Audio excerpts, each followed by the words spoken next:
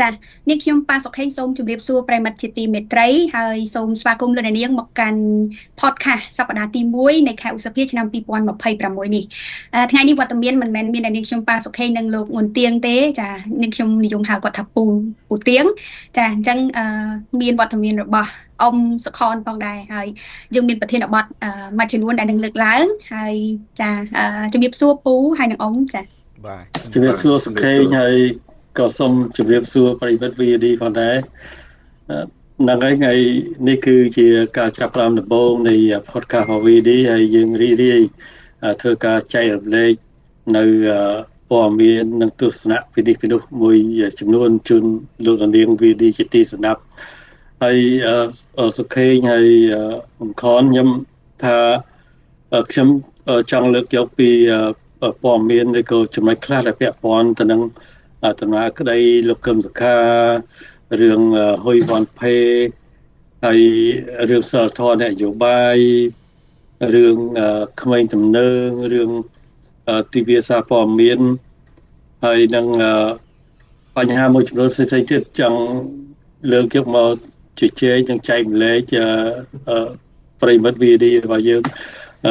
ជាទីសម្ដាប់ហើយតាមលទ្ធភាពដែលយើងអាចពិភាក្សានៅក្នុងម៉ោងនេះចាសូមអរគុណពូប្រធានបទដែលពូលើកសិតតែជាប្រធានបទសំខាន់ហើយនេះខ្ញុំគិតថាការជជែកអាចនឹងវែងគួរសមក្រៅពីនោះដែរនេះខ្ញុំក៏មានប្រធានបទខ្លះដែលនឹងលើកតាក់ទងជាមួយនឹងចាផលិតផលទំនិញដូចជាផ្លែឈើអីជាដើមដែលមានការនាំចូលពីក្រៅប្រទេសហើយក៏មានបងប្អូនខ្មែរដែលលើកជាមតិយោបល់ប្រតិកម្មអត់ចង់ឃើញមានការនាំចូលផ្លែឈើមួយចំនួនដោយសារតែបារម្ភថាខ្លាចមានសារធាតុគីមីឬក៏បង្កការប៉ះពាល់ដល់សុខភាពរបស់បងប្អូនពលរដ្ឋខ្មែរអ្នកប្រើប្រាស់អីជាដើមចាបាទសម្រាប់ខ្ញុំខ្ញុំមើលឃើញថាធានបទនេះប្រហែលជាប្រិយមិត្តក៏ដូចជាលោកនាងក៏បានជ្រាបដែរឃើញប្រទេសយើងនេះមានភាពចម្រូងចម្រាសយូរហើយតាំងពីយើងមានការផ្ទុះអាវុធគេគ្រប់គ្នាយើងដឹងទាំងអស់គ្នាយើងខ្មែរយើងដឹងថាហើយបានបើកការឆ្លៀតពៀនកម្ពុជាហើយពីនោះរដ្ឋាភិបាលបានប្រកាសឲ្យធ្វើពហិការទំនិញថៃអញ្ចឹងទៅប៉ុន្តែអាការនាំចូលវានៅតែឃើញមានដូច្នេះហើយបានធ្វើឲ្យប្រជាពលរដ្ឋមួយចំនួនគាត់ទៅជែកគ្នាវល់បែកនៅលើបណ្ដាញសង្គមរវាងការនិយាយនិងការអនុវត្តជាក់ស្ដែងអញ្ចឹងយើងថ្ងៃនេះយើង3នាក់ហ្នឹងយើងមកចែករំលែកក៏ដូចជាបង្ហាញនៅការសង្កេតឃើញរបស់យើងថាតើបញ្ហាចម្រូងចម្រាសនិយាយផ្សេងធ្វើអត់បានអីមកពីអីហើយយើងគួរតែនាំគ្នា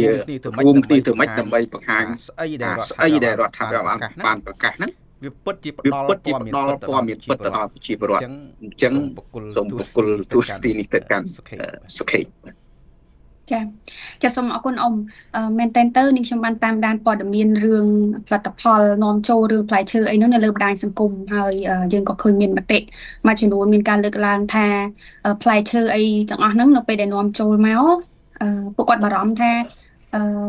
ដ្ឋាភិបាលអត់បានពិនិត្យបច្ច័យឲ្យបានច្បាស់លាស់អំពីគុណភាពផ្លែឈើទាំងអស់ហ្នឹងរឿងទី1ហើយរឿងទី2ពួកគាត់បារម្ភថានៅពេលដែលមានការនាំចូលអញ្ចឹងទៅខ្លាចក្រែងមានការដូចថាចាមានលុយក្រោមតុកលើតុកអីដូចថាមានការសុកប៉ាន់អីជាធ្នូឲ្យមានការនាំចូលរបស់ទាំងអស់ហ្នឹងមកហើយដល់ពេលដែលប្រជាពលរដ្ឋខ្មែរមានការទិញទៅបរិភោគទៅប៉ះពាល់សុខភាពពួកអីខ្លាចថាមានគីមីមានអីអញ្ចឹងទៅហើយក្រៅពីហ្នឹងក៏មានការប្រកួតប្រជែងរឿងផលិតផលក្នុងស្រុកដែរឧទាហរណ៍ថាផ្លែឈើទាំងអស់ហ្នឹងនៅពេលដែលគេនាំចូលមកលក់អីចឹង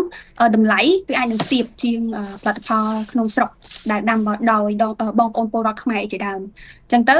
នៅពេលដែលមានការប្រកួតប្រជែងអីចឹងពួកគាត់បារម្ភថាហ្នឹងប៉ះពាល់ដល់ផលិតផលដែលបងប្អូនខ្មែរបានព្យាយាមដាំដុះមកហ្នឹងចានៅពេលដែលបានផលគឺតម្លៃត្រូវប្រកួតប្រជែងជាមួយនឹងផលិតផលនាំចូលដែលពួកគាត់គិតថានាំចូលមកអាចនឹងមានទាំងសារធាតុគីមីមកជាមួយឬក៏អាចនឹងធ្វើឲ្យប៉ះពាល់ដល់ផលិតផលក្នុងស្រុកដែលលក់ប្រកួតប្រជែងប៉ុន្តែចំណុចទាំងអស់ហ្នឹងក៏មានការលើកឡើងដែរថាมันអាចទៅបិទហាមឃាត់គេមិនឲ្យនាំចូលបានទេព្រោះហ្នឹងទីផ្សារសេរីចាត្រូវដូចថាមានផលិតផលក្នុងស្រុកមានផលិតផលខាងក្រៅដើម្បីឲ្យប្រជាពលរដ្ឋហ្នឹងមានជម្រើសក៏ប៉ុន្តែទន្ទឹមនឹងនៅស្ថានភាពមួយដែលកម្ពុជារងនឹងការឈ្លានពានពីថៃនេះ ឃើញថាប្រតិកម្មរបស់ប្រជាពលរដ្ឋខ្មែរមានការកើនឡើងច្រើនអត់ចង់ឃើញទំនិញថៃនៅក្នុងទីផ្សារកម្ពុជាដូចជាថ្មីនេះខ្ញុំឃើញព័ត៌មានរឿងផ្លែទុរេននៃជាដើមនឹងមានការលើកឡើងថាអត់ចង់ឃើញមានផលិតផលផ្លែទុរេនពីថៃនាំមកខ្មែរអីទេព្រោះបារម្ភសុខភាពពលរដ្ឋហើយចង់ធ្វើការឲ្យថាពហិការចាព្រោះថាថ្មីប្រជាពលរដ្ឋខ្មែរក៏ដូចជាទាហានកងកម្លាំងខ្មែរនឹងបាត់បង់ជីវិតអីច្រើនហើយបាត់បង់នៅផ្ទះសម្បែងអីជាដើមអញ្ចឹងតើស្ថានភាពបែបហ្នឹងហើយនៅពួកគាត់មានអារម្មណ៍ឯណាទៅប្រើប្រាស់ផ្លែឈើរបស់ថៃឬក៏សៀមអីចឹងទៅចាសខេចំណុចនេះឃើញមានភាពចម្រុងចំណាស់ឃើញពីរឃើញគ្នាដែលធ្វើឲ្យប្រជាពលរដ្ឋយើងគាត់មិនដឹងថាជឿនរណាមួយពិតប្រាកដតាមការសង្កេតរបស់ខ្ញុំក្នុងនាមម្នាក់ព័ត៌មានខ្ញុំសង្កេតឃើញភាពចម្រុងចំណាស់ពីរទីមួយទៅពេលដែលយើងមានការឆ្លៀតពីថៃឃើញរដ្ឋាភិបាលប្រកាសឲ្យធ្វើពហិការអញ្ចឹងតំណែងថៃក៏តែក្រោយពីពលរដ្ឋមួយចំនួនក៏ធ្វើពហិការហើយមានការលេចធ្លាយថាតំណែងថៃនឹងត្រូវបានគេនាំចូលមកកម្ពុជាទៅតាមច្រកឡាវច្រកអីចឹងទៅមានមន្ត្រីជំនាញបកស្រាយថាយើងជាប្រទេសមួយដែលយើងចូលជាសមាជិកWTO អញ្ចឹងយើងអាចខាត់បានតែមន្ត្រីជំនាញនឹងរដ្ឋាភិបាលនិយាយផ្សេងគ្នាហ្នឹងអាហ្នឹងដែលធ្វើឲ្យពលរដ្ឋយើងថាមើលស្អីពិតប្រាកដនៅកន្លែងស្អីពិតប្រាកដអាតំណែងដែលធ្វើឲ្យពលរដ្ឋយើងចាប់ដើមវិញមកមិនដឹងថាមួយណានិយាយការពិតរដ្ឋាភិបាលនិយាយការពិតឬក៏មន្ត្រីជំនាញនិយាយការពិតអាហ្នឹងជាភាពចម្រុងចម្រាស់មួយដែលយើងត្រូវរដ្ឋាភិបាលត្រូវចេញមុខបកស្រាយឲ្យច្បាស់មិនប៉ុនយើងឃើញក្រោយពីឃើញមន្ត្រីនឹងនិយាយខ្ញុំឃើញដូចជាអតីតរដ្ឋមន្ត្រីគាត់បានគម្រាមនៅលើ Facebook ថាគាត់ធ្វើរដ្ឋាភិបាលមិនបាច់សួរច្រើនគាត់ចាត់ចោលត្រីអញ្ចឹងអីទៅណាអញ្ចឹងអស់គ្នាទាំងខ្ញុំទៅនៅមិនទាន់ដឹងថាស្អីជាការពិតប្រកបនៃអារម្មណ៍ហូរចូលនៃទំនិញថៃអីចឹងដែរបាទខ្ញុំចង់ធ្វើការចាប់អារម្មណ៍ស្តៀងខនដែរមិញសុខេងលើករឿងទីផ្សារសេរីខ្ញុំថាទីផ្សារសេរីវាចឹងហើយប៉ុន្តែសំខាន់បញ្ហារវាងខ្មែរជាមួយសៀមនេះគឺរដ្ឋាភិបាលគឺបញ្ជាក់ចំហនៃការបិទតែម្ដងបិទតំណែងឲ្យប្រទេសសៀមនោះគឺគេប្រកាសបិទព្រំដែនបិទតំណែងមកស្រុកខ្មែរចឹងហើយយើងក៏ក្នុងនាមជាជាតិមួយក៏ប្រកាសទៅវិញយើងឈប់នាំចូលឲ្យដាក់កម្រិតលើជនជាតិខ្មែរណាដែលនាំចូលប៉ុណ្ណាសំណួរសួរថាម៉េចបានធ្វើមិនបានខ្ញុំថាវាបញ្ហាវារឿងធំផុតវារឿង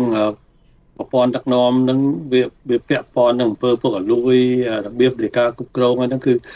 អាហ្នឹងវារឿងមួយដែលជាជំងឺរ៉ាំរ៉ៃរបស់រដ្ឋាភិបាលនៃប្រទេសកម្ពុជាខ្ញុំថាពិបាកប៉ុន្តែទីពីរប្រជាពលរដ្ឋខ្មែរយើងដែរខ្ញុំឃើញនៅក្នុងបណ្ដាញសង្គមប៉ុន្តែខ្ញុំមិនមានឃើញប្រតិកម្មណាថារឿងហ្នឹងមិនពិតទេប៉ុន្តែជាទូទៅយើងឃើញរឿងនៅកើតឡើងហើយអត់មានប្រតិកម្មអញ្ចឹងខ្ញុំគិតថារឿងនោះប្រហែលជាពិតគឺមានបណ្ដាញសង្គមអាចចែកចាយគ្នាប្រហែលថ្ងៃកន្លងទៅហ្នឹងដូចជាមួយអាទិត្យពីរអាទិត្យកន្លងទៅគឺបរទេសដូចម្នាក់ហើយក៏ពីរនាក់ហើយគេចូលទៅផ្សារហើយគេឃើញខ្មែរយើងអ្នកលក់ខោអាវលក់ស្អីកន្លែងទេសចរទៅផ្សារថ្មីអញ្ចឹងមានលក់ទង់ជាតិសៀមអីអញ្ចឹងណាហើយគាត់សួរអាហ្នឹងតម្លៃប៉ុន្មានគាត់ទិញគាត់យកអាហ្នឹងទៅបោះចោលទៅអីវាចង់និយាយថាការធ្វើរបស់គាត់ហ្នឹងវាដើម្បី view ឬក៏ជាការសម្ដែងរបស់គាត់បង្ហាញអីក្រោយប៉ុន្តែពេលដែលបរទេសគេមកឃើញខ្មែរលក់ហើយខ្មែរមានបញ្ហាមួយសៀមហើយគេបង្ហាញនៅ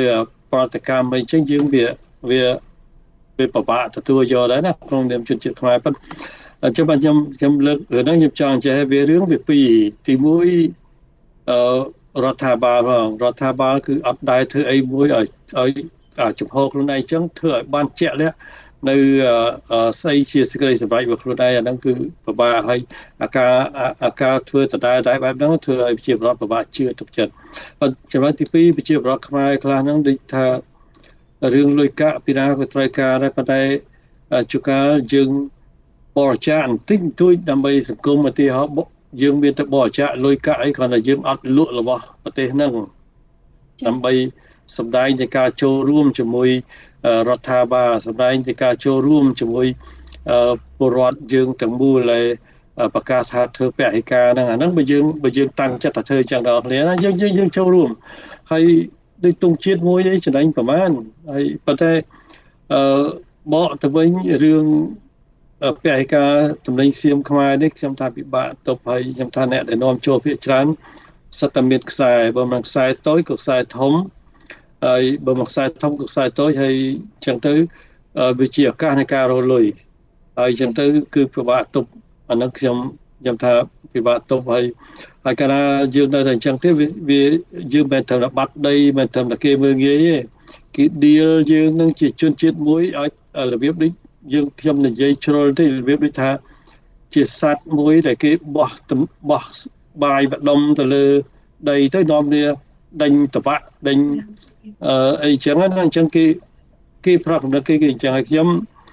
ធ្លាប់រស់នៅប្រទេសសៀមពេលរដ្ឋបហា97ហើយខ្ញុំទៅជាមួយអ្នកនយោបាយនៅប្រទេសសៀមហ្នឹងហើយកាលនោះមានទូសៀមមួយគេសភាអ្នកស្រុកគេសភារឿងស្អីប៉ុន្តែយន្តហោះសុទ្ធតែតទៅនឹងយន្តហោះសៀមមួយធ្លាក់នៅភូមិហ្នឹងអីចឹងណាហើយទៅគេសភាអ្នកស្រុកថាពេលមុនយន្តហោះធ្លាក់ថាតែឯងមានកត់សម្គាល់មានសញ្ញាស្អីធ្វើឲ្យមានចំណារអារម្មណ៍ឯងគាត់ថាគាត់នៅស្ងៀមនោះស្រាប់ថាគាត់ឮសំឡេងផឹងអីចឹងទៅដូចខ្មែរបាញ់នេះអញ្ចឹងណាអញ្ចឹងគេប្រៀបធៀបមកស្អីដែលហឹង្សាស្អីហ្នឹងដូចខ្មែរយើងមកជនជាតិខ្មែរអញ្ចឹងហើយខ្ញុំក្រោយមកទៀតខ្ញុំទៅរៀននៅនោះ2-3ឆ្នាំខ្ញុំរៀននៅនោះគឺខ្ញុំដឹងជាក់ស្ដែងព្រោះខ្ញុំមានមិត្តភ័ក្តិសៀមមានអីចឹងគឺគេរាប់អានជាផ្លូវការរាប់អានធម្មតាប៉ុន្តែក្នុងចិត្តគឺបង្ហាញនៅអារម្មណ៍រៀងមើលងាយយើងទៅហើយជាពិសេសនៅក្នុងការិយាល័យរដ្ឋបាលនៃសាលាហ្នឹងពេលយើងទៅសួរនាំមកអីហ្នឹងគឺព្យាយាមនិយាយឲ្យសៀមជាមួយនិយាយភាសាគេជាមួយយើងអីបើយើងដូចបង្ហាញនៅភាពមើលងាយហើយខ្លួនខ្ញុំផ្ទាល់ប៉ូលីសនគរបាលសៀមធ្លាប់ដល់តែយើងខ្មែរគេញាស់លេងសើចអីចឹងគេឃើញយើងចឹងគេដឹងយើងខ្មែរគេហៅមកណា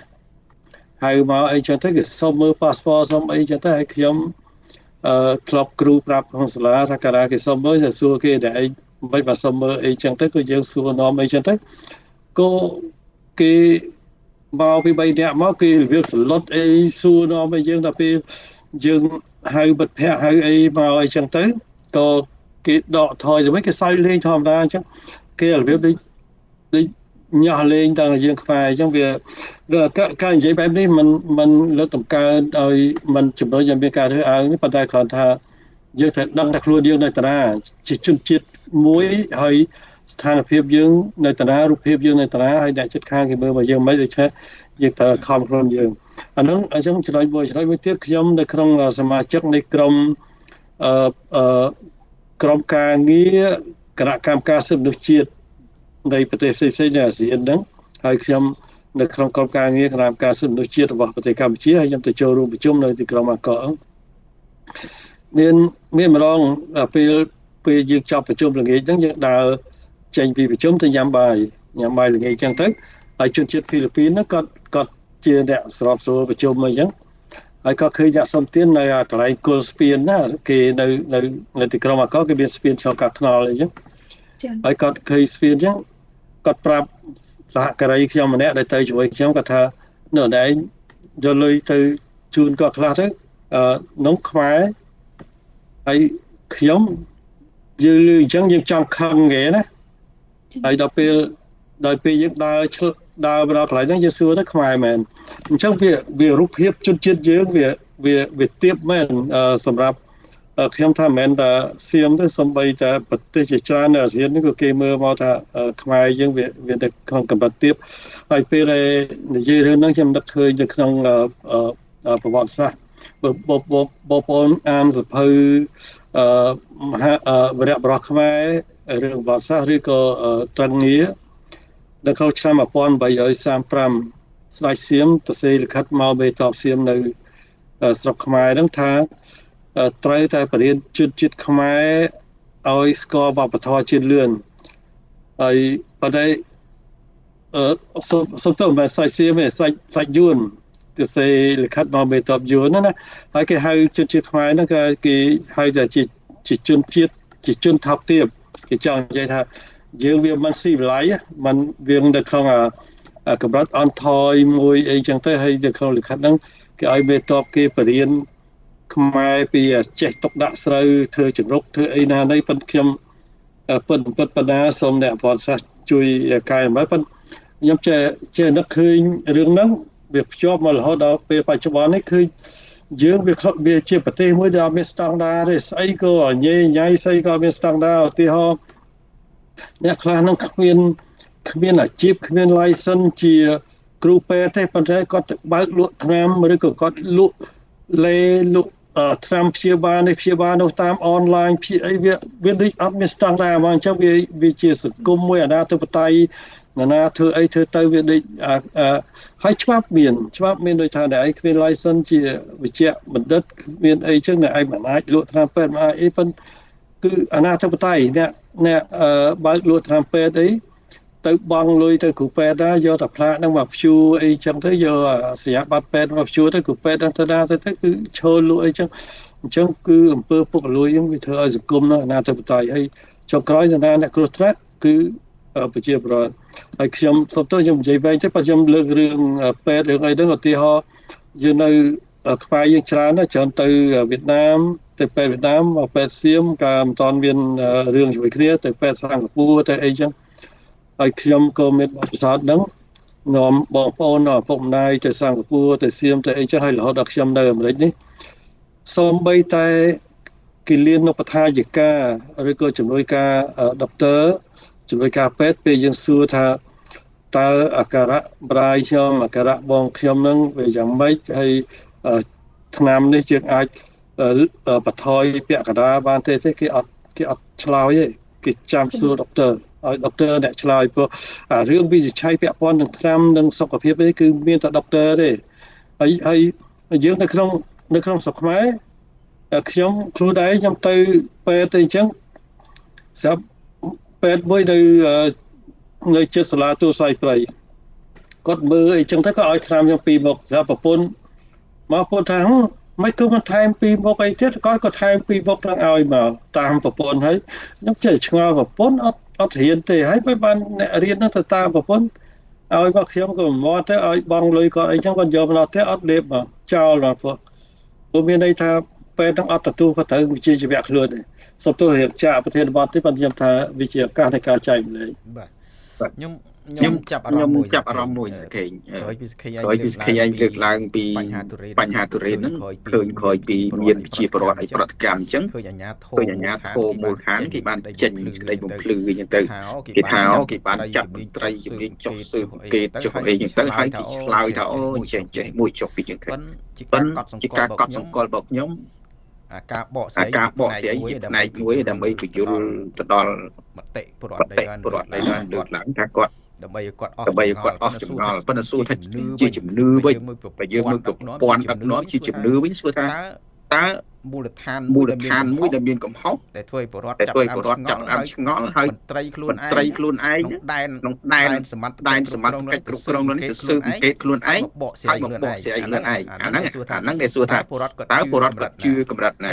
ហើយបើសិនជាយើងមើលពីរូបភាពហ្នឹងបើខ្ញុំធ្លាប់តាមកន្លងទៅមិនមែនជារឿងថ្មីទេសម្រាប់ការបកស្រាយសខេងមានចាំកាលពីប្រហែលឆ្នាំមុនពាក់ព័ន្ធនឹងការត្រៀនដីព្រៃលិចទឹកនៅតំបន់ទន្លេសាបហ្នឹងពេលផ្ទុះឡើងរដ្ឋាភិបាលប្រកាសគណៈកម្មការក្រមពិសេសនេះពិសេសនោះទប់ស្កាត់អីយ៉ាងទៅហើយនៅក្នុងហ្នឹងរដ្ឋាភិបាលបញ្ចេញឈ្មោះទៀតអតីតវាយ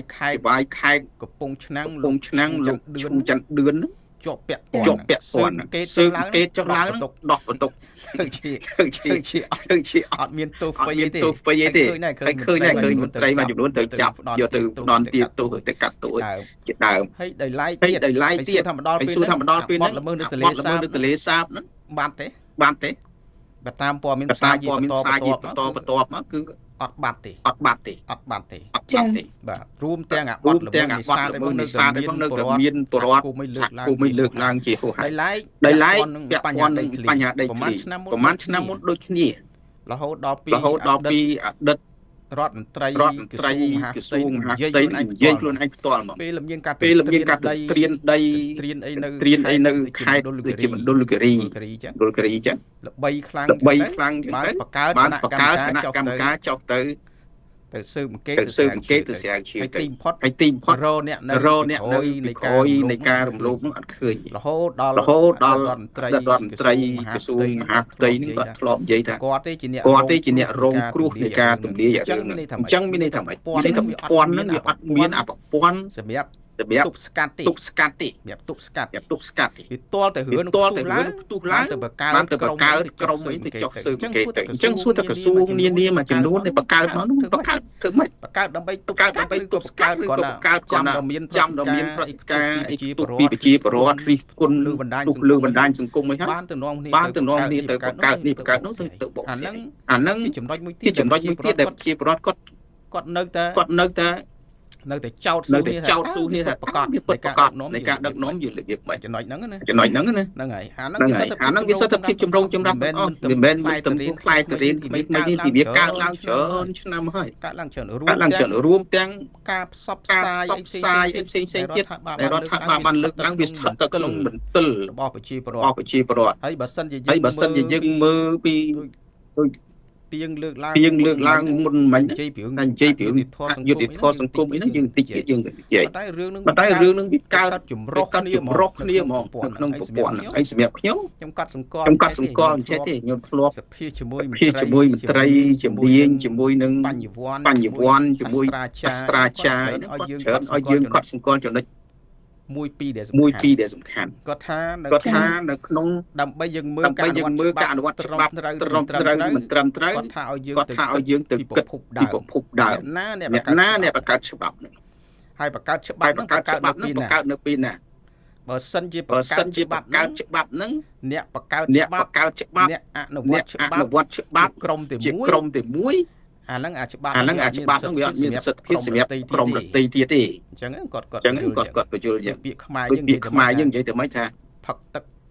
ឲ្យនឹកឃើញពីប្រភពទឹកណាអញ្ចឹងក្នុងការដឹកនាំភាពចម្រូងចម្រាស់ដែលធ្វើពលរដ្ឋឆ្ងល់រឿងនេះមិនចប់រឿងនេះមិនឈប់នឹងវាកើតឡើងពីប្រព័ន្ធមួយបើខ្វះនៅការតាមដានការត្រួតពិនិត្យហើយស្អីក៏វាកើតឡើងដែរខ្ញុំចូលរួមប៉ុណ្ណឹងចាំតិចទៀតខ្ញុំបន្ថែមមួយម៉ាត់ទេរឿងទុរេនហ្នឹងខ្ញុំគាំទ្រឲ្យមានការយកឱកាសហ្នឹងគឺនាំគ្នាគាំទ្រផលិតផលក្នុងស្រុកហើយបរិយានៅការពឹងផ្អែកលើខ្លួនយើងក្នុងនាមជាជនជាតិមួយទៅលើផលិតផលក្នុងស្រុកប៉ុន្តែជាមួយគ្នាហ្នឹងអ្នកបង្កើតផលិតផលក្នុងស្រុកក៏ត្រូវតែទទួលខុសត្រូវពីរឿងអនាម័យពីរឿងគុណភាពពីអីដែរកុំឲ្យនឹងតម្លៃសមរម្យដែរតែខ្ញុំកាលនៅក្នុងស្រុកខ្ញុំព្យាយាមឲ្យរឿងទៅជួយទិញផលិតផលក្នុងស្រុកផ្សារធម្មជាតិផ្សារអីឡើងណាប៉ុន្តែពេលដែលយើងព្យាយាមជួយទិញផលិតផលក្នុងស្រុកប្រៀបធៀបvớiផលិតផលក្រៅស្រុកវាថ្លៃខុសគ្នាខ្លាំងណាហើយខ្ញុំថាយើងមានលទ្ធភាពយើងចេះប្រឹងប៉ុន្តែគ្នាអត់លទ្ធភាពគឺពិបាកប៉ុន្តែជួនកាលយើងបន្ទោសអ្នកផលិតក៏ពិបាកដោយសារខាងរដ្ឋាភិបាលគួរពិចារណាដែររឿងភ្លើងរឿងការចំណាយសេវារដ្ឋបាលហ្នឹងខ្ញុំថាត្រូវគិតទាំងអស់គ្នាប៉ុន្តែចំណុចមួយដែលខ្ញុំចាប់អារម្មណ៍ហ្នឹងគឺអតីតរដ្ឋមន្ត្រីក្រសួងកសិកម្មគាត់ធ្លាប់ស្នើរឿងបិទការនាំជ្រូកឯងព្រោះគាត់ចង់លើកតម្កើងរឿងជ្រូកក្នុងស្រុកក្នុងអីហ្នឹងដើម្បីឲ្យកសិករមានចំណូលមានហ្នឹងគឺលោកសានដកគាត់ចោលហើយខ្ញុំថាដូច្នេះត្រូវពិចារណាឡើងវិញអាស្អីដែលខុសហើយយើងត្រូវតែទទួលស្គាល់ហើយពិចារណាឡើងវិញចាសូមអរគុណពូហើយនឹងអ៊ំឥឡូវយើងស្លេះរឿងទំនិញរឿងទុរេនតបចូលពីថៃអីប៉ុណ្ណឹងសិនចាយើងបន្តទៅប្រធានបទបន្ទាប់ទៀតពូហើយអ៊ំចង់លើកប្រធានបទណាព្រោះអីមិញច្រើនណាស់ប្រធានបទដែលលើកមកចាខ្ញុំចាប់អារម្មណ៍រឿងសិលធម៌អ្នកនយោបាយណាហើយខ្ញុំចំណុចមួយខ្ញុំថា នយោបាយគួរតែមានគួរតែដឹងខ្លួនឯងកាលណាខ្លួនឯងធ្វើនយោបាយគឺមិនធ្វើដើម្បីខ្លួនឯងទេយើងធ្វើដើម្បីសង្គមអាហ្នឹងវាត្រូវតែមានការទទួលខុសត្រូវអញ្ចឹងហើយទី1ចាំទី2ខ្លួនឯងត្រូវតែមានសីលធម៌នៃការទទួលខុសត្រូវផងសីលធម៌ក្នុងនាមជាមនុស្សល្អផងបានន័យថាធ្វើម៉េចខ្លួនឯងកាលណាចូលរួមនយោបាយត្រូវមានចិត្តមិនខុសខើមិនថោកទាបមិនទុច្ចរិតមិនអាវាសាខ្ញុំថាចំណុចហ្នឹងវាគួរតែប្រកាន់យកហើយអ្វីដែលខុសអ្វីដែលត្រូវគួរតែដឹងខ្ញុំលើកដល់វាចំណុចពីរខ្ញុំចង់ភ្ជាប់ចំណុចទី1ប្រជាពលរដ្ឋខ្មែរភាគច្រើនណាអត់ខ្វល់ទេរឿងនយោបាយកុំខ្វល់ហើយខ្ញុំនៅតែចងចាំនៅសារព័ត៌មាននៃក៏បញ្ញវន្តច្រើនគេលើកយកសម្ដីរបស់ឪពុករបស់អង្គសានសុជីគាត់លើកមកនិយាយទៅកាន់ជនជាតិភូមិរបស់គាត់ពលរដ្ឋភូមិរបស់គាត់ថាអ្នកឯងមិនខ្វល់នយោបាយទេទៅប៉ុន្តែនយោបាយខ្វល់ពីអ្នកឯងហើយយើងមើលមកក្នុងប្រទេសយើងគឺអញ្ចឹងនិយាយថាអត់ខ្វល់នយោបាយមិនទៅប៉ុន្តែបើជឿបើអ្នកនយោបាយនឹងធ្វើមិនល្អគឺប៉ះពាល់យើងឧទាហរណ៍អ្នកនយោបាយនឹងគាត់ខុបខិតជាមួយពួកonline scam ពួកជួយពួករកស៊ីខុសច្បាប់តាមអនឡាញអីចឹងអត់មាននរណាហ៊ានមករកស៊ីប្រដាក់ទុននៅស្រុកយើងទេហើយគេថ្កោលទោសគេអីចឹងហើយខ្មែរយើងចង់ទៅប្រទេសនេះប្រទេសនោះសុំវីសាអីពិបាកអីចឹងហើយអ្នកនយោបាយយើងប្រព្រឹត្តអំពើពុករលួយយើងនឹងគឺវេទនាធ្វើអីក៏ត្រូវសុកប៉ាន់គេហើយអ្នកជំនួញបរទេសអ្នកជំនួញត្រឹមទៅគេហ៊ានចូលមកយើងជួបតែអ្នកជំនួញកាត់ដែរអញ្ចឹងទៅអញ្ចឹងយើងប៉ះពាល់ទាំងអស់គ្នាទីអតិថិជនហ៊ុយវ៉ាន់ផេអីចឹងជួនកាលពួកគាត់មិនរវល់នយោបាយមិនខលនយោបាយទេប៉ុន្តែឃើញអ្នកនយោបាយធ្វើឲ្យគាត់រងគ្រោះហើយពួកគាត់រស់នៅក្នុងសង្គមហ្នឹងដល់អញ្ចឹងសង្គមហ្នឹងអ្នកអនុញ្ញាតឲ្យមានការបើកហ៊ុយវ៉ាន់ផេហ្នឹងដោយផ្អែកទៅលើច្បាប់នៃប្រទេសកម្ពុជាអញ្ចឹងធនាគារជាតិមានការទទួលខុសត្រូវអីហើយវិជាប្រវត្តិគាត់ជឿជាក់ថាកាលណាគេបើកគេទទួលបានច្បាប់ពីរដ្ឋាភិបាលគាត់យកលុយទៅដាក់ដល់អញ្ចឹងបោះចំធនាគារហ្នឹងបោកប្រាស់ហើយក៏មេធនាគារហើយក៏ម្ចាស់ធនាគារនឹងខ្សែអ្នកធំបោកប្រាស់លុយរាប់លានហើយធ្វើមិនដឹងហើយវិជាប្រវត្តិម្ចាស់លុយដល់គាត់តបក៏រងគ្រោះទៀតអញ្ចឹងអាលុយក៏បាត់អាខ្លួនក៏ឈឺហើយគេចោទប្រកាន់ទៀតអញ្ចឹងអានឹងវារឿងអយុត្តិធម៌ជន់ទៅហើយអានឹងឃើញអានឹងយើងអត់រវល់នយោបាយប៉ុន្តែនយោបាយរវល់ពីអ្នកនយោបាយគឺត្រូវការអ្នកឯងនយោបាយត្រូវការលុយអ្នកឯងនយោបាយត្រូវការចាប់អ្នកឯងនយោបាយត្រូវការធ្វើទុកបុកម្នេញអ្នកឯងអញ្ចឹងហើយយើងមើលជំនាន់ខ្មែរក្រហមក៏អញ្ចឹងដែរយើងមិនរវល់នយោបាយប៉ុន្តែដល់យើងជឿតាមនយោបាយយើងមិនខ្វល់យើងដឹងណានាឈ្នះទៅដល់ពេលឈ្នះចំប៉ុលពតងាប់ទាំងអស់គ្នាគួរថាទាំងអស់គ្នាពីរឿងសិលធម៌នយោបាយខ្ញុំទីមួយខ្ញុំចង់ភ្ជាប់ទៅនឹងប្រជាពលរដ្ឋដែលខ្ញុំលើកឡើងបាញ់មិញហើយក្រៅពីហ្នឹងខ្ញុំចេះទេខ្ញុំរឿងខូបម្ដាយលោកហ៊ុនសែននេះខ្ញុំមករៀបរាប់ហើយប៉ុន្តែចំណុចមួយដែលខ្ញុំមានការចាប់អារម្មណ៍ខ្លាំងហ្នឹងគឺខ្ញុំលើករឿងលោកកឹមសុខាដែលគាត់កាលថ្ងៃទី4ខែមីនាឆ្នាំ2020ហើយថ្ងៃ5មីនាឆ្នាំ2000ថ្ងៃ4ឧសភាឆ្នាំ2020ហើយថ្ងៃ5ឧសភាឆ្នាំ2020ដែលគាត់ផ្ញើសារនឹងទៅចូលរួមរំលែកទុក្ខម្ដាយលោកហ៊ុនសែនហ្នឹងដល់ពេលឥឡូវនេះខួប6ឆ្នាំនេះខ្ញុំឃើញខាងគ្រួសារលោកហ៊ុនសែនខាងអ្នកគាំទ្រគាត់អីធ្វើរំលឹកខួបម្ដាយលោកហ៊ុនសែនកក្រែងធ្វើឲ្យខ្ញុំនឹកឃើញថាកាលពី6ឆ្នាំមុនលោកកឹមសុខាគាត់មានការឆ្នាំ2020លោកកឹមសុខាគាត់មានឱកាសទៅសម្ដែងនៅការគោរពវិញ្ញាណក្ខន្ធម្ដាយលោកហ៊ុនសែនហើយកាលនោះគាត់ជាអ្នកទោសហើយដែរណាគាត់ក៏កំពុងជាអ្នកទោសដែរប៉ុន្តែដល់ពេលនេះថ្មីនេះតុលាការអូតូគឺកាត់ក្រីក៏រសារដដែលគឺជាប់ឃុំក្នុងផ្ទះ27ឆ្នាំហើយបូកនឹង5ឆ្នាំមិនឲ្យចេញក្រៅទៀតហើយពេលដែលខ្ញុំឃើញខួបម្ដាយលោកហ៊ុនសែនហ្នឹងខ្ញុំនឹកឃើញថា វាអយុត្តិធម៌សម្រាប់គាត់រឿងពេលបច្ចុប្បន្ននេះម្ដាយលោកកឹមសុខាដែលមានអាយុប្រហែលជា100ឆ្នាំហ្នឹងកំពុងអាដេកលើក្រែហើយ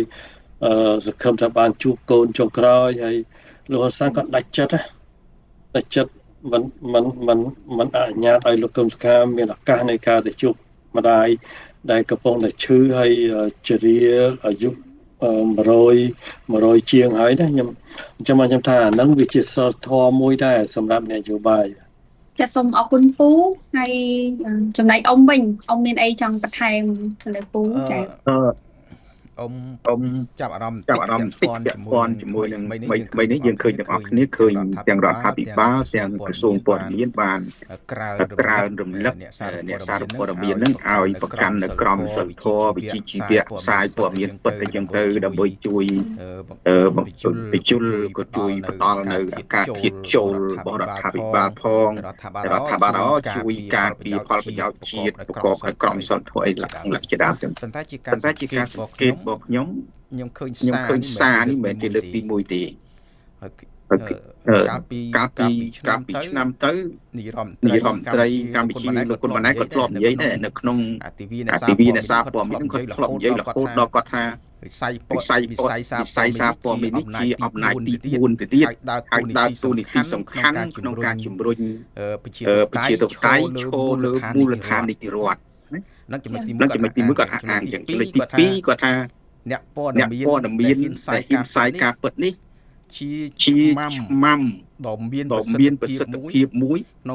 ងការជំរុញតុល្យភាពសង្គមប្រកបទៅដោយភាពសិទ្ធិភាពហើយជាធៀបចូលនៃការដល់រដ្ឋាភិបាលក្នុងការធ្វើកម្មវិធីនយោបាយផ្សេងៗដើម្បីឆ្លើយតបទៅនឹងបញ្ហាពិតប៉ុន្តែបើយើងក៏លេចមើលការពិតវិញរាល់វិធានការចាត់វិធានការទៅលើខ្សែដែលផ្សាយព័ត៌មានពិតគឺផុយដកអាញាបានចោតតោអ្នកនេះផ្សាយមានវិជ្ជាជីវៈបំពុលសង្គមប៉ុន្តែអាមូលហេតុនៃការបញ្ជាក់បានបញ្ជាក់អីទាំងអស់ក្រៅពីថាឯងផ្សាយហ្នឹងខុសពីការពិតបំពេញលើក្រមសីលធម៌អត់មានអីបញ្ជាក់នេះហើយអាស្អីរដ្ឋាភិបាលលើកឡើងទៅឲ្យជួយទប់ស្កាត់ព័ត៌មានខ្លាំងស្អីលាក់ហ្នឹងខ្ញុំឃើញភាគច្រើនអ្នកដែលផ្សាយព័ត៌មានដែលជាប្រយោជន៍សង្គមរដ្ឋាភិបាលចង់ឲ្យផ្សាយទៅជាអ្នកបំពុលសង្គមវិញខ្ញុំលើកឧទាហរណ៍ជាក់ស្ដែងដូចជាប្រហែលខែមុនយើងដឹងទាំងអស់គ្នាចាប់អ្នកកសែតមួយដែលគាត់រាយការណ៍ពីបទឧក្រិដ្ឋអនឡាញដែលកើតឡើងនៅក្រោយប្រទាយអាវុធហត្ថមកកន្លែងនៅក្រុងប៉ោយប៉ែតគាត់រាយការណ៍តាមប្រភពថា1 2 3 4ចេះជនជាតិចិនអាចនឹងត្រូវគេធ្វើរនកម្មអីចេះចាប់គាត់ចោតគាត់ប៉ុន្តែអត់បើកការស៊ើបអង្កេតនៅអាទីតាំងដែលគាត់រាយការណ៍ហ្នឹងទេអាហ្នឹងយើងសួរថាជាចេតនាបង្ហាញការពិតឬក៏លាក់ការពិតអាហ្នឹងខ្ញុំសង្កេតឃើញទី1ទី2យើងមើលកាលពីសៀមចាប់ដើមឈ្លានពានកម្ពុជាយើងស្ដាប់ក្រសួងការពារជាតិទៅមានទៅតបយងនឹងខ្លាំងថ្ងៃណាក៏ថាតបកម្លាំងយើងឈរជើងយ៉ាងរឹងមាំតស៊ូយ៉ាងស្វិតស្វាញឈរលើស្អីស្ាប់ដល់ពេលប្រកាសបាត់ចុះបាញ់អស់អាលីងប្រមាណទីតាំងដល់ពេលនេះថ្មីបរដ្ឋាភិបាលគាត់ទទួល14ទីតាំងលើកពីនឹងមែនតែអ្នកឆ្លងមើលសង្គមមួយចំនួនទីតាំងគឺថា60ទីតាំងបាត់អាលីងអញ្ចឹងយើងអាសាអត់ហ្នឹងសួរថានៅពេលដែលពលរដ្ឋស្ដាប់រដ្ឋាភិបាលនិយាយផ្សេងដល់ពេលផលជាក់ស្ដែងវាផ្សឹងអាហ្នឹងសួរថាអ្នកណាអ្នកធ្វើឲ្យព័ត៌មានមិនពិតកើតឡើងនៅក្នុងសង្គមបងប្អូនអាចពិចារណាទាំងអស់គ្នាចុះបើសិនជាសំណួរសួរមកវិញថាបើរដ្ឋាភិបាលមួយនិយាយល្អអត់ខ្ចោះស្រាប់តែការធ្វើជាក់ស្ដែងផលមកវាអត់ដូចអញ្ចឹងសួរថាជារដ្ឋាភិបាលមួយមានទំនួលខុសត្រូវជាមួយម្ចាស់ឆ្នោតទេហើយពលរដ្ឋអាចជឿទុកចិត្តរដ្ឋាភិបាលដោយរដ្ឋាភិបាលថ្ងៃទៅជឿទុកចិត្តលើរដ្ឋាភិបាលជឿទុកចិត្តលើរដ្ឋាភិបាល ហើយបើសិនជានិយាយផ្សេងលទ្ធផលមកផ្សឹងអាហ្នឹងជឿមិនប្រជាប្រដ្ឋគាត់ជឿមិនលើអាហ្នឹងខ្ញុំគិតថាហ្នឹងគួររដ្ឋាភិបាលគួរវិចារណាឡើងវិញបើសិនជាខ្លួនលើកតម្លៃសារព័ត៌មានឯករាជ្យជានិយាយការពិតគួរតែលើកទឹកចិត្តទៅដល់អ្នកសារព័ត៌មានទាំងឡាយណាដែលនិយាយការពិតជួយសង្គមបើសិនជាយើងប្រឆាំងនឹងព័ត៌មានខ្លាំងៗយើងគួរតែគុំនិយាយអាព័ត៌មានណាដែលកុហកប្រជាពលរដ្ឋកាលណាពលរដ្ឋគាត់ឃើញអញ្ចឹងបាត់បង់ជំនឿទុកចិត្តលើរដ្ឋាភិបាលហើយប្រទេសមួយកាលណាពលរដ្ឋបាត់បង់ជំនឿលើមេដឹកនាំបញ្ហាអាចនឹងថ្ងៃណាមួយយើងស្មានដល់ហើយវាកើតដែរពោលពាក្យចាស់ថាទីណាវាមានការជិះជាន់ទីនោះវាត្រូវតែមានការតស៊ូនឹងរឿងបំរាស់អញ្ចឹងយើងមើលបញ្ហាសង្គមបច្ចុប្បន្នយើងឃើញកាលពីដំបូងឡើយសហគមន៍អន្តរជាតិថាបានសិទ្ធិមនុស្សក្នុងស្រុកនឹងគេរកឃើញគេថាមានពើពុករលួយចេះមានពួកក្រិតជនឈរបោកចេះនិយាយពីបដិសេធហើយចោតគេចាប់គេថានឹងបំពុលសង្គមសេចក្តីថ្លែងការណ៍នឹងមានចរិតនយោបាយទីបំផុតដល់ពេលអន្តរជាតិគេរកឃើញខ្លាំងទៅបានតែចាប់ទៅឥឡូវឃើញរត់ប្រសាយពេញទៅសុំពេញទៅភូមិអាហ្នឹងជាភ័ស្តុតាងមួយទៀតបញ្ជាក់ថាអ្នកណាអ្នកធ្វើឲ្យព័ត៌មានខ្លាំងៗពិតប្រាកដអ្នកណាអ្នកផ្សាយព័ត៌មានពិតប្រាកដខ្ញុំចូលរួមព្រឹងសុខេប្រហែលជាចង់បន្តឲ្យបើខ្ញុំចង់ថែមលើខនតិចគឺ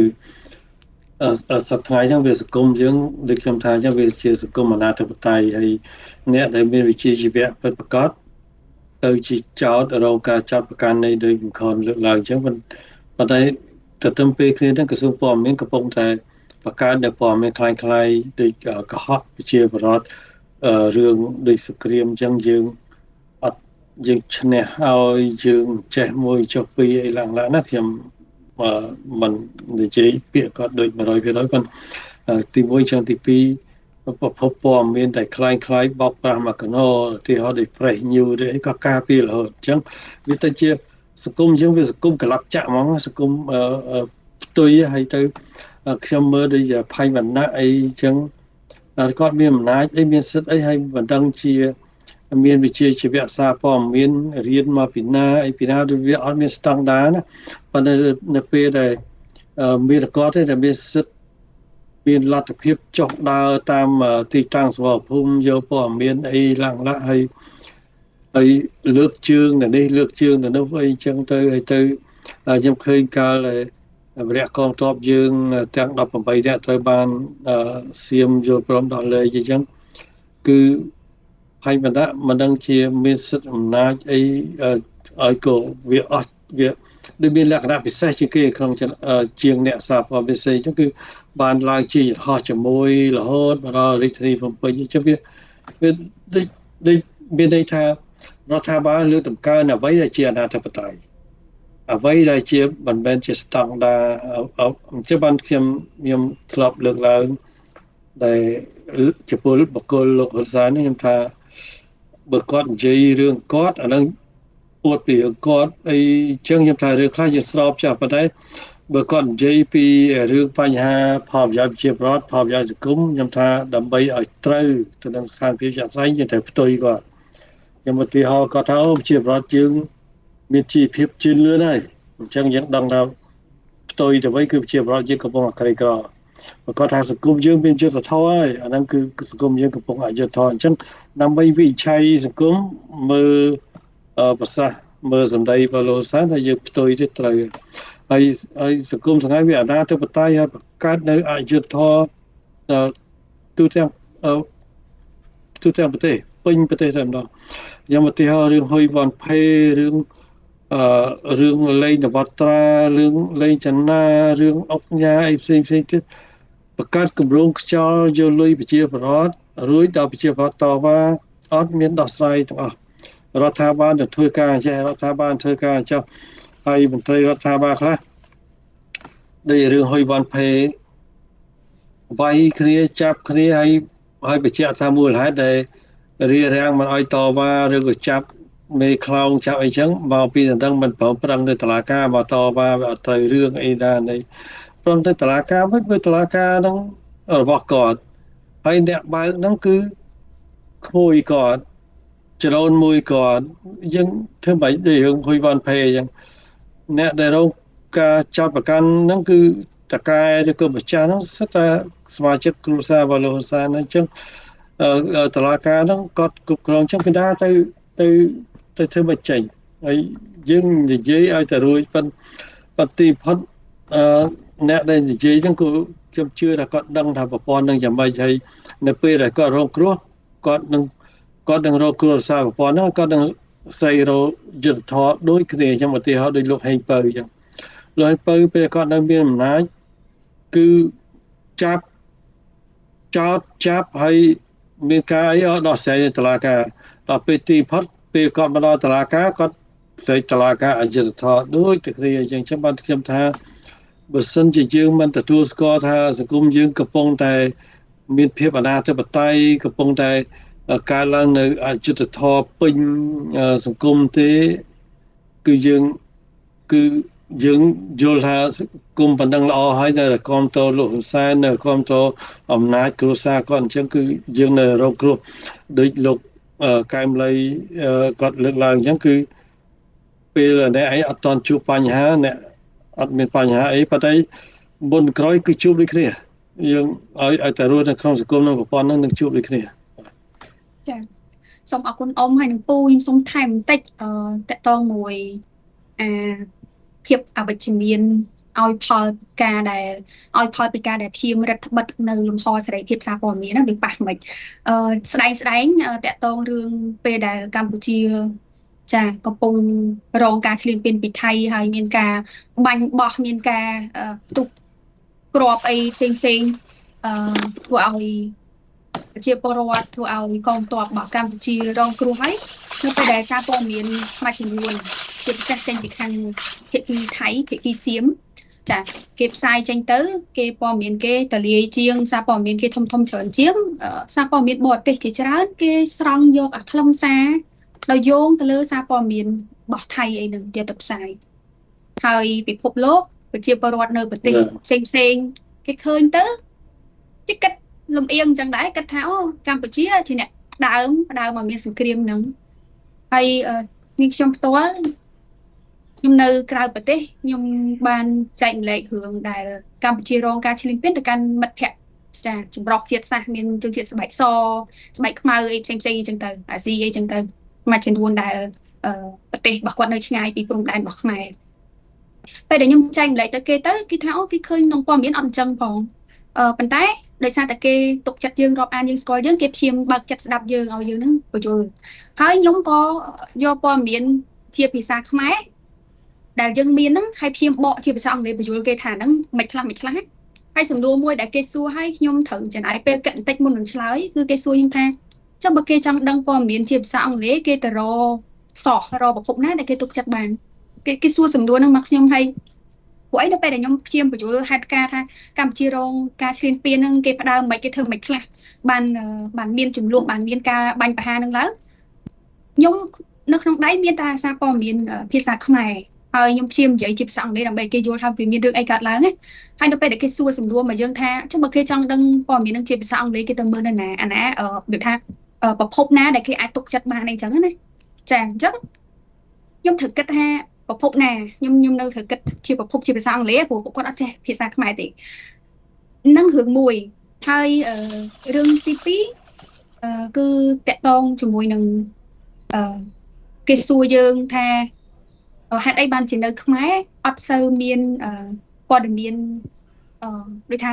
ជាភាសាអង់គ្លេសជាអន្តរជាតិដែលប្រភពធំដែលផ្សាយដោយខាងប្រទេសថៃគេមានច្រើនសារព័ត៌មានអន្តរជាតិធំអីក៏គេមានដូចថាគេហៅ base ដូចថា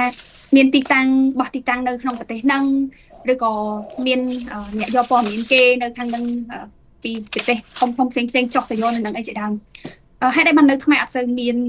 សម្លេងហ្នឹងប្រភពធំអីហ្នឹងដើម្បីឲ្យព័ត៌មានឲ្យទលាយអីចឹងណា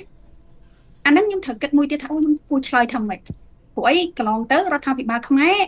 អត់អនុញ្ញាតឲ្យសារព័ត៌មានធំដែលគេអាចទុកចិត្តបានច្រើននៅក្នុងស្រុកឯងមានការរដ្ឋបិទមានការបដិញ្ញចេញជាដើមអញ្ចឹងអាហ្នឹងខ្ញុំត្រូវគិតទៀតណាអាហ្នឹងគួរឆ្លើយថាម៉េចឲ្យ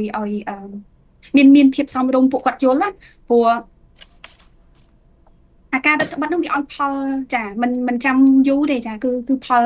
អាចភ្លាមឬក៏ផលក្នុងរយៈពេលណាមួយខ្លីៗខាងមុខនៅពេលដែលមានបញ្ហាអីក្នុងស្រុកយើងអត់មានសារព័ត៌មានធំដែលគេអាចវាថាផ្សាយទៅមានសម្លេងអ្នកយល់ច្រើនអ្នកស្ដាប់យកចិត្តទុកដាក់អីចឹងដោយសារតែពេលដែលសារព័ត៌មានក្នុងស្រុករាល់ថ្ងៃដោយដែលពូនឹងអ៊ំជ្រាបឲ្យថាកម្រិតមានប៉ុណ្ណាអីចឹងទៅអញ្ចឹងនៅពេលដែលមានបញ្ហាផលគឺយើងឃើញហ្មងគឺយើងពិបាកនៅក្នុងការឲ្យគេឮសំឡេងយើងណាចាហើយតែយ៉ាងណានាងខ្ញុំក៏កត់សម្គាល់ឃើញដែរថាមានបងប្អូនខ្មែរជាច្រើនខំប្រឹងនិយាយជាភាសាអង់គ្លេសជាភាសាផ្សេងទៀតធ្វើវីដេអូធ្វើអីបើទោះបីគាត់មិនអ្នកសារព័ត៌មានតែគាត់ខំផលិត content ផ្សេងហ្នឹងចឹងពលរដ្ឋដូចខំប្រឹងដូចសកម្មណាប៉ុន្តែដល់ទៅពេលចំណែកផ្សេងចំណែកសារព័ត៌មានអន្តរជាតិធំអីយើងអត់មានអញ្ចឹងចាអញ្ចឹងវាជាចំណុចមួយដែលខ្ញុំអាចស្វែងយល់បាននៅពេលដែលរស់នៅក្រៅប្រទេសទៅខ្ញុំមើលឃើញថាខ្មែរគួរតែមានការលើកទឹកចិត្តដល់អ្នកសារព័ត៌មានវិជ្ជាជីវៈអ្នកសារព័ត៌មានជាប្រភពដែលទុកចិត្តបានណាចាបើសិនជាដេញគេចេញអស់ឬក៏បើសិនជាមានការរដ្ឋបတ်អត់អាចឲ្យគេផ្សាយឬក៏ធ្វើព័ត៌មានអីបាននៅពេលមានបញ្ហាយើងអត់មានអីសោះហ្មងគឺចានឹងអានឹងអីជាអីដែលខ្ញុំលើកជាការស្វែងយល់មួយដែរចាសូមអរគុណចំណុចមួយទៀតដែលខ្ញុំចាប់អារម្មណ៍ក្នុងសង្គមខ្មែរបច្ចុប្បន្នសុខេយ៉ាងខនគឺរឿងក្មេងទំនើងហើយក្មេងទំនើងយើងជានាំនេះហ្នឹងហើយតាមពិតចរិតទំនើងចរិតពាលាភាសាយើងគួរគ្រប់គ្រងណាប៉ុន្តែយើងត្រូវពេលខ្លះយើងត្រូវគិតថាហ្នឹងក៏ជាជនរងគ្រោះដែររងគ្រោះដោយសារសង្គមខ្ញុំឧទាហរណ៍យើងចូលក្មេងហ្នឹងទៅដាក់ចូលនៅក្នុងវត្តផ្នត់កំណត់ហ្នឹងវាទៅរបៀបវត្តដែរវាទៅឧទាហរណ៍មកយើងចូលក្មេងទៅដាក់ចូលក្នុងវងអ្នកដែលផឹកស៊ីអីចឹងផ្នត់កំណត់ហ្នឹងទៅរបៀបអ្នកផឹកស៊ីចឹងទៅចឹងយើងអត់គ្រប់គ្រងទេក្មេងទំនើងដែលបង្កើតហិង្សាបង្កើតអីហ្នឹងវារឿងដែលយើងមិនអាចទទួលយកបានហើយត្រូវតែទទួលទោសតាមច្បាប់អីចឹងណាវាសង្គមវាមិនអាចមានចឹងប៉ុន្តែដើម្បីប្រវត្តិក្មេងទំនើងត្រូវសិក្សាមើលថាស្អីជាឫសគល់ដែលបង្កើតឲ្យមានក្មេងទំនើងហ្នឹងហើយពេលខ្លះក្មេងតែខ្លាយជាក្មេងទំនើងហ្នឹងក៏ជាជនរងគ្រោះនៃសង្គមនោះដែរខ្ញុំឧទាហរណ៍ទី1ជាការច្រឹកមេដឹកនាំនោះក៏កោងកាចគាត់សាហាវគាត់គំរាមគេគាត់ចាប់គេគាត់វាយគេគាត់ធ្វើបាបគេអញ្ចឹងទៅមនុស្សគោរពច្រើនđểឲ្យតម្លៃអីចឹងទៅជាការប្រត់ដឹកក្មេងដែលដឹងក្តីក្នុងសង្គមហ្នឹងក៏មានប្រតិបត្តិតាមនឹងគិតថាបើកណាខ្លួនឯងខ្លាំងគេខ្លាចគេអីខ្លួនឯងលយអីចឹងណាហ្នឹងវាអញ្ចឹងហ្នឹងទី1ទី2រឿងបញ្ហាគ្រឿងសង្វឹងគ្រឿងអីហ្នឹងក៏វាធ្វើឲ្យប្រព័ន្ធខួរក្បាលតាក់ទាញចរិតមនុស្សក៏វាប្រែប្រួលតាមនឹងដែរហើយរឿងគ្រឿងសង្វឹងនេះរដ្ឋាភិបាលប្រកាសខាមជប់ឲ្យផ្សាយគ្រឿងសង្វឹងហើយប៉ុន្តែប្រព័ន្ធផ្សព្វផ្សាយនៅផ្សាយក៏មិនដឹងអ្វីឲ្យខ្ញុំសំណួរខ្ញុំសួរចេះទេមិនបានប្រទេសគេអាចបិទបានរឿងផ្សាយរឿងអីតាមប្រព័ន្ធផ្សព្វផ្សាយតាមអីហ្នឹងខ្ញុំឧទាហរណ៍ពួកយើងមើលប្រព័ន្ធផ្សព្វផ្សាយនៅអាមេរិកដូច CNN ដូច Fox News ដូចអីចឹងគេក៏មកយើងអត់ដែរឃើញគេផ្សាយគ្រឿងសង្វឹងអីចឹងហើយមើលរបស់អង់គ្លេសដូចជា BBC អីចឹងអត់ដែរឃើញផ្សាយគ្រឿងសង្វឹងនេះអាហ្នឹងសួរថាតើស្ថាប័នគ្រឿងសង្វឹងហ្នឹងគាត់ធ្វើដល់ខ្លួនឯងហ្មងហើយក៏អត់ផ្សាយខ្លួនឯងមកវាអាចអញ្ចឹងស្ថាប័នខ្លះគេដាក់ក្រមសីលធម៌គេអត់ផ្សាយគ្រឿងសង្វឹងប៉ុន្តែរឿងលុយនិងមនុស្សវាពិបាកទប់អញ្ចឹងវាច្បាប់ប្រទេសគឺគេចាប់បខំមកហើយនៅស្រុកគេដែលមានការគោរពច្បាប់ច្បាស់លាស់អញ្ចឹងកណ្ដាលច្បាប់ដាក់អញ្ចឹងហើយតែឯងធ្វើតែមានបញ្ហាអញ្ចឹងខ្ញុំសំណួរសួរបកទៅរដ្ឋាភិបាលខ្មែរវិញបើចេតនាចង់ឲ្យឈប់ផ្សាយគ្រឿងសង្វឹងនៅតាមប្រព័ន្ធផ្សព្វផ្សាយតែហេតុអីមិនគុំដាក់ច្បាប់នឹងជាក់លាក់ហើយអនុវត្តជាក់លាក់ទៅមិនបាននៅតែអំពាវនាវអានោះខ្ញុំអត់យល់ហើយការយល់របស់ខ្ញុំលុះវាមិនទៅខ្ញុំយល់ថាដោយសារអ្នកកាន់អំណាចហ្នឹងគឺគាត់រកស៊ីគ្រឿងសង្វឹងហ្នឹងមកគឺគាត់មានភាគហ៊ុនគឺគាត់ក្រុមគ្រួសារគាត់ ផលិតគ្រឿងស្រវឹងនៅមកហ្នឹងបានជាมันអាចទប់ស្កាត់ការផ្សាយបានណាហើយចំណុចមួយទៀតគឺប្រព័ន្ធអប់រំផ្លូវការសាលាអីហ្នឹងយើងមើលទៅកណ្ដាលគុណភាពប្រព័ន្ធអប់រំនឹងធ្លាក់គឺធ្វើឲ្យមនុស្សនឹងលែងឲ្យតម្លៃនៃការចេះដឹងអញ្ចឹងទៅមនុស្សនឹងសមត្ថភាពចេះដឹងគឺទាបអញ្ចឹងទៅគឺចរិតវាចេញមកភ្លាវមកខ្ញុំឧទាហរណ៍ខ្មែរយើងច្រើននិយាយ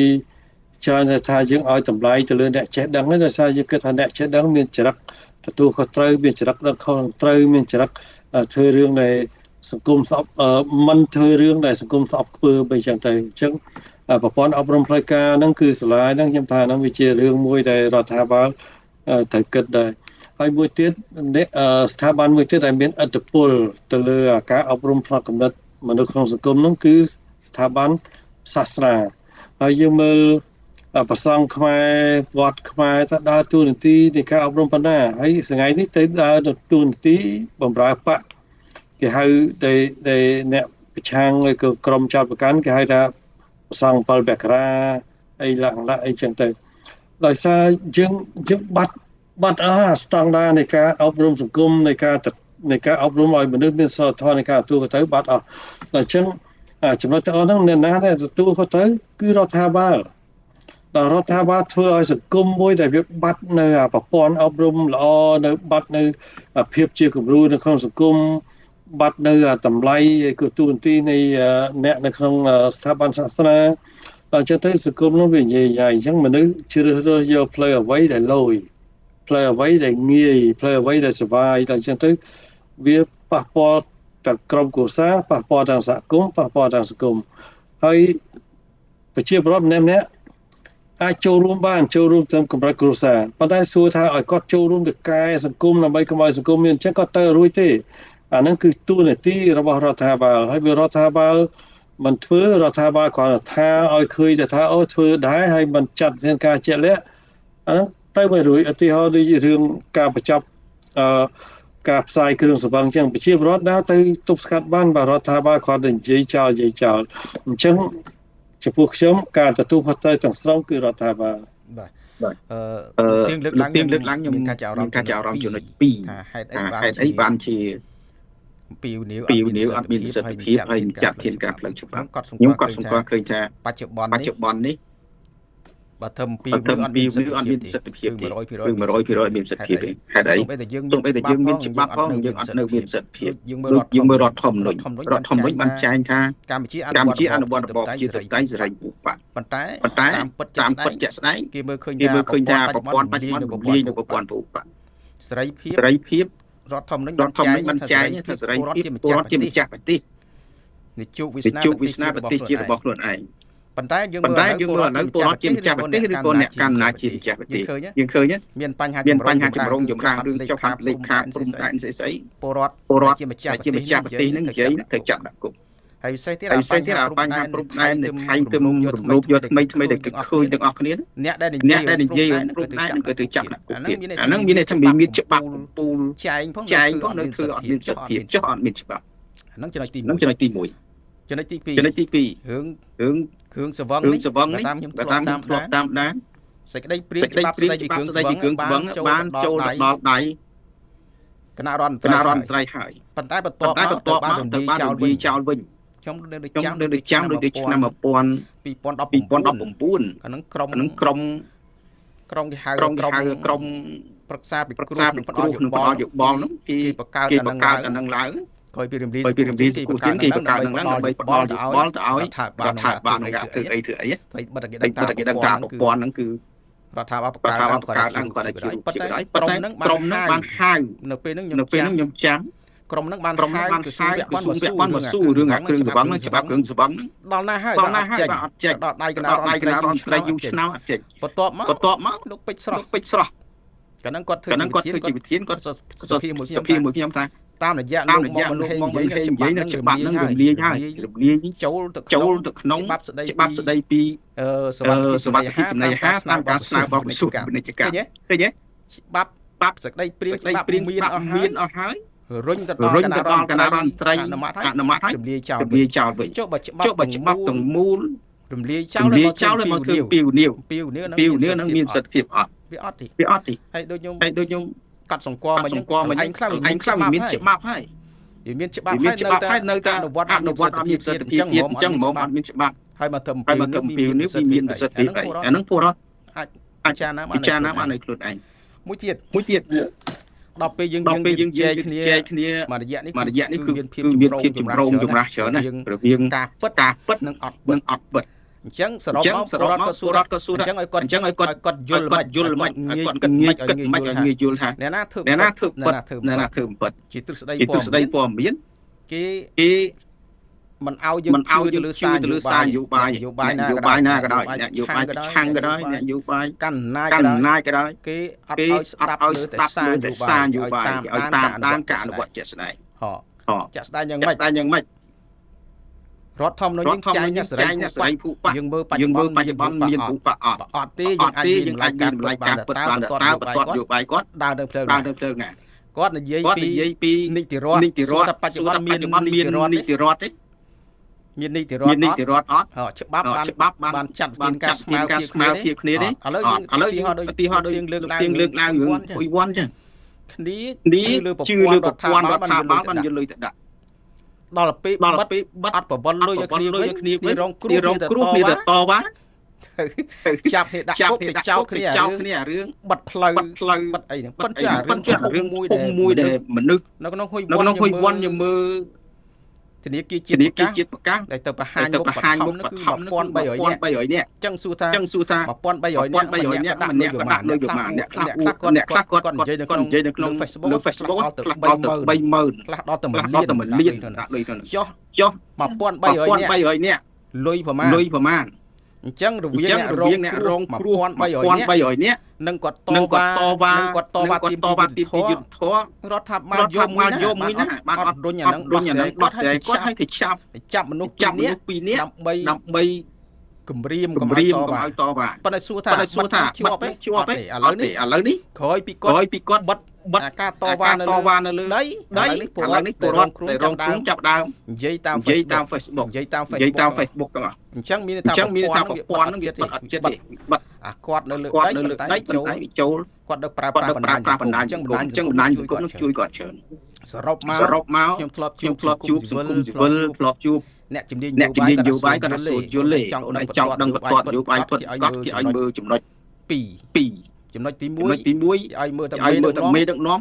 មានប្រភពចេញពីណាអញ្ចឹងណាប្រភពចេញពីណាហើយគាត់បញ្ជូនគាត់ថាឥឡូវយើងមើលមេដឹកនាំបច្ចុប្បន្នគាត់ចេញពីណាគាត់មេដឹកនាំខ្មែរក្រហមហើយបន្ទាប់មកគាត់រត់ទៅក្រៅប្រទេសទៅវៀតណាមអញ្ចឹងទៅកែនតបកែនអីអញ្ចឹងទៅដួលរំលំម៉ែក្រហមចេញពីណាទោះបីយើងឃើញពេលនឹងមានវត្តមានកងទ័ពវៀតណាមទេប៉ុន្តែអំណាចដែលគាត់ឡើងកាន់ហ្នឹងគឺដោយសារចុងកណ្ដុងបើគាត់ថាគាត់បញ្ជាក់ថាបើមេដឹកនាំមួយឡើងចុងកណ្ដុងមិនចុះ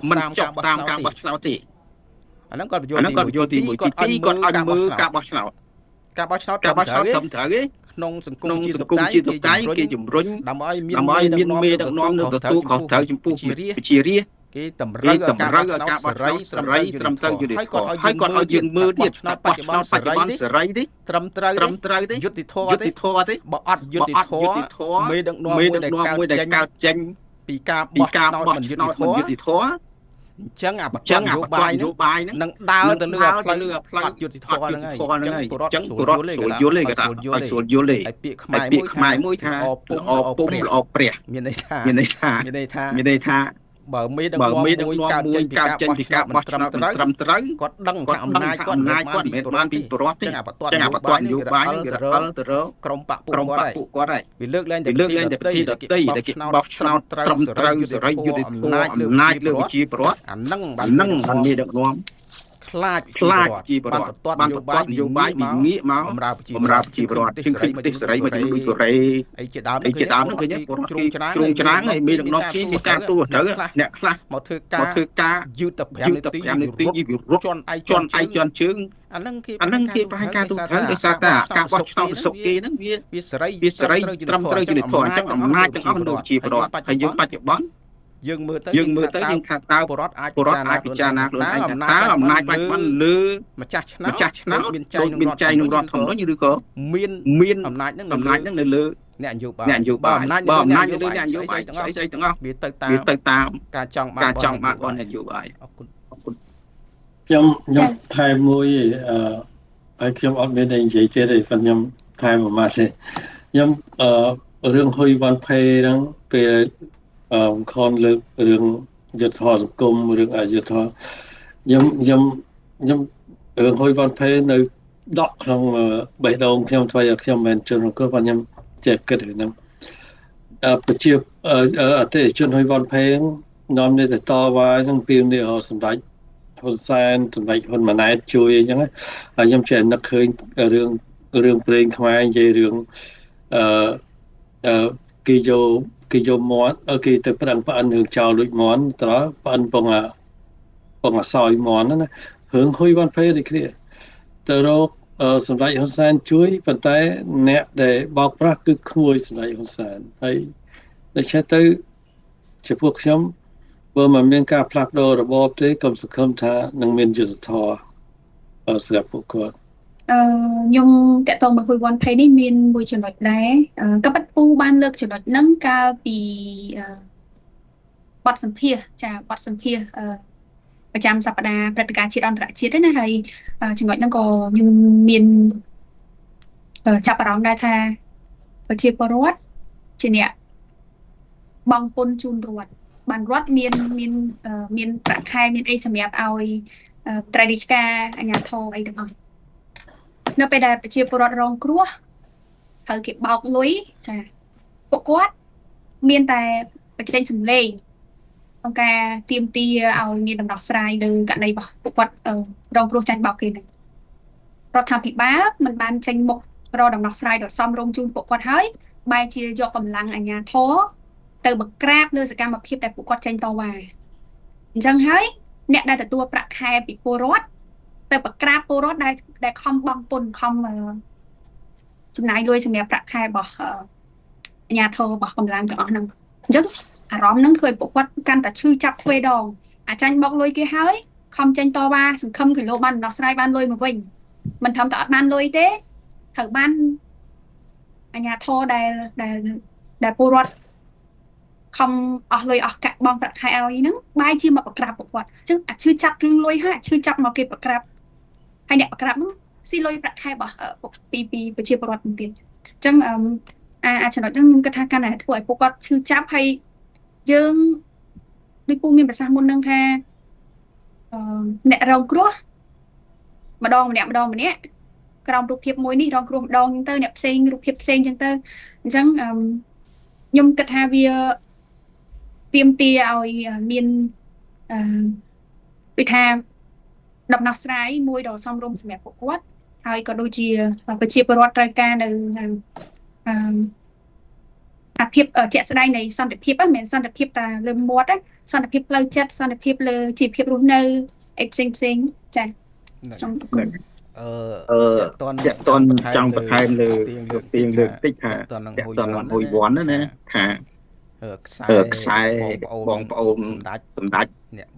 បោកហើយយើងទៅដឹងសម្ដេចទៀតវានេះខ្ញុំនឹកឃើញចំណុចហ្នឹងខ្ញុំនឹកឃើញក្នុងរដ្ឋធម្មនុញ្ញដែលគេចែងថាជាប្រវត្តិជាម្ចាស់ប្រទេសយកយុស្នាប្រទេសជាតិហ្នឹងហើយប្រើអំណាចហ្នឹងគឺជាប្រវត្តិប្រើតាមរយៈសភាតុលាការនិងរដ្ឋាភិបាលអញ្ចឹងមិនមែនទៅហ៊ុយវ៉ាន់ផេទេយើងឃើញអ្នករងគ្រោះដីធ្លីអ្នកជួបរឿងអយុត្តិធម៌អីផ្សេងពាក់ព័ន្ធនឹងតុលាការហ្នឹងគាត់ច្រើនទៅលើគ្រូសម្ដេចហ្នឹងហើយសម្ដេចរដ្ឋមន្ត្រីសម្ដេចអាហ្នឹងជាសារមួយមិនមែនគាត់មិនដឹងទេជាសារមួយគាត់ចង់ប្រាប់ទៅសាធារណជនទាំងអស់ថាកាលណាគាត់លើកណាគាត់ជឿថាស្ថាប័នផ្សេងទៀតវាអត់មានអំណាចទេមានតែមនុស្សប្រមាណអ្នកដែលគាត់លើករូបថតអញ្ចឹងជាសារហ្នឹងសង្គមស៊ីវិលគាត់ច្រើនតែប្រាប់យើងចឹងកាលណាពលរដ្ឋលើកណាហើយរឿងរូបដីធ្លីក៏លើករូបថតមេដឹកនាំរឿងអយុត្តិធម៌សង្គមក៏លើករូបថតមេដឹកនាំរឿងបញ្ហាផ្សេងទៀតក៏លើករូបមេដឹកនាំគាត់ចង់បង្ហាញសារថាពលរដ្ឋគ គិតថាមានតែរូបថតពី3ស្លាកដែលគាត់លើកឡើងទេដែលមានអំណាចខ្លាំងនៅក្នុងប្រទេសកម្ពុជាអញ្ចឹងមានន័យថាប្រព័ន្ធទាំងអស់ហ្នឹងគឺពលរដ្ឋអត់មានជំនឿទេប្រព័ន្ធអត់មានជំនឿទេបើប្រព័ន្ធមានជំនឿគេពលរដ្ឋអត់លើករូបថតមានដឹកនាំម្នាក់ពីរនាក់ហ្នឹងទេអញ្ចឹងសម្រាប់សង្គមស៊ីវិលតាមដានព្រំដែនគាត់តាមដានរឿងបញ្ហាសង្គមគាត់បញ្ជូលយ៉ាងខ្ញុំអ្នកព័ត៌មានខ្ញុំសភាគាត់ច្រើនហើយស៊ូគាត់ច្រើនគាត់ផ្ដល់មកកាលណាពលរដ្ឋលើករូបថតពីណាមានន័យថាគាត់អត់ជឿលើប្រព័ន្ធផ្សេងទៀតទេអញ្ចឹងប្រព័ន្ធផ្សេងទៀតហ្នឹងគឺភាពដូចយើងនិយាយអាកក់ស្ដាប់គឺគ្រាន់តែស៊ីពាក្យខែរដ្ឋស៊ីពាក្យខែប្រជាពលរដ្ឋហ្នឹងហើយសងំយកសុកទេស្អីដែលគាត់ដឹងបំផុតហ្នឹងគឺអារូបថតពី3ស្លាកដែលគាត់លើកឡើងគឺអំណាចនៅលើពី3នាក់ហ្នឹងអញ្ចឹងសរុបមកវិញកាលណាពលរដ្ឋលើករូបថតមេដឹកនាំម្នាក់គាត់ចង់ប្រាប់ថាអាក្រសួងជា10ទៀតក្រសួងជា30ទៀតហ្នឹងគឺអត់មានអីទាំងអស់តម្លៃទាំងអស់ពួកហ្នឹងក៏ដេកស៊ីប្រាក់ខែញើសឈាមប្រជាពលរដ្ឋទេបងពុនពលរដ្ឋចោលហើយអំណាចប្រកាសលើមនុស្សម្នាក់ដែលគាត់លើករូបថតណាបាទខ្ញុំនិយាយខ្លីបង្ខំគឺមានន័យថាសម្រាប់សង្គមខ្មែរណាមានន័យថាប្រជាពលរដ្ឋលើករូបថតដល់ណាគាត់ចាត់ទោសដល់នឹងផ្អិនហើយគាត់លើកថតដល់ណាដូចខ្ញុំប្រៀបធៀបចឹងគាត់ចាត់ទោសនឹងផ្អិនហើយគាត់ទៅប្តឹង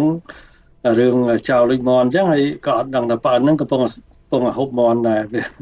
អានោះវាប៉ះដល់សង្គមខ្មែរគឺវាដូចគ្នាអញ្ចឹងបច្ចុប្បន្នហ្នឹងហើយយើងឃើញអញ្ចឹងដោយសារផ្អិនហ្នឹងហូបមន់បានជាមន់ហ្នឹងវាចេះបាត់ហើយយើងឃើញជាក់ស្ដែងក្នុងស្រុកខ្មែរគឺអញ្ចឹងគ្រប់ករណីឲ្យតែកើតឡើងប្តឹងរកបុគ្គលហ្នឹងប៉ុន្តែអត់ដែលមានដំណោះស្រាយដោយសារបុគ្គលហ្នឹងពាក់ព័ន្ធឬក៏បុគ្គលអត់មានចេតនាដោះស្រាយឲ្យអត់មានចេតនាដោយសាររឿងពាក់ព័ន្ធដល់ខ្ញុំដែលអត់មានអីតទៀតទេខ្ញុំមានប៉ុណ្ណឹងចាសូមអរគុណពូសូមអរគុណអ៊ំហើយដោយសារតែពេលវេលារបស់យើងគឺយូរគួរសមដែលយើងទៅចែកគ្នាចាអញ្ចឹងសូមអរគុណប្រិមត្តដូចគ្នាដែលបានចូលរួមទស្សនាហើយលោកអ្នកមានមតិយោបល់អីឆ្លើយតបទៅកាន់ការលើកឡើងរបស់យើងខ្ញុំទាំង3រូបលោកអ្នកអាចទម្លាក់នៅក្នុងខ្ទង់ comment បានឬក៏លោកអ្នកមានប្រធានបទអីដែលចាប់អារម្មណ៍ថាអូចង់ឃើញចាប់ផ្ដើមបន្តឃើញចាសមាជិកយើងទាំងអស់គ្នាលើកនៅប្រធានបទដែលលោកអ្នកចាប់អារម្មណ៍ក៏លោកអ្នកអាចទម្លាក់នៅក្នុងខ្ទង់ comment ផងដែរចាខណៈនេះនាងខ្ញុំសុកខេងចាពូទៀងហើយនឹងអ៊ំសុខនសូមអរគុណនិងសូមជម្រាបលាចា